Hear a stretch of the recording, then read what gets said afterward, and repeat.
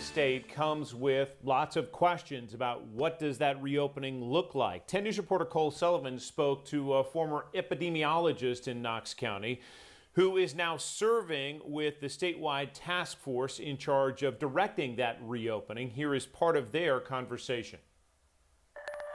Professionally, you're looking at the numbers. Are we ready to start reopening?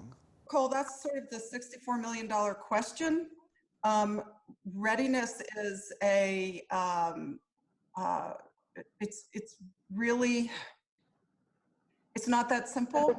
We know it's working. We know the social distancing and the mitigation efforts are working because we have seen the flattening of the curve.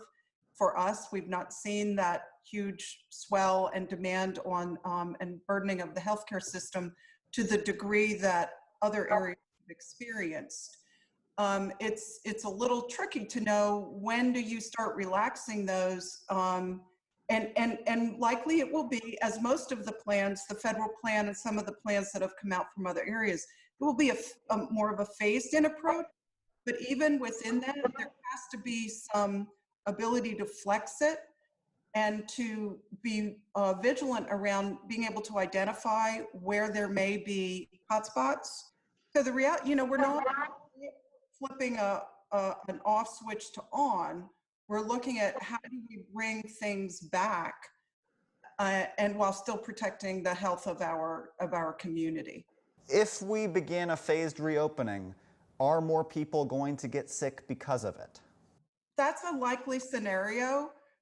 It's just the relationship between people being together and the potential for communicating the infection. So it won't be surprising, and that's just part of putting people together.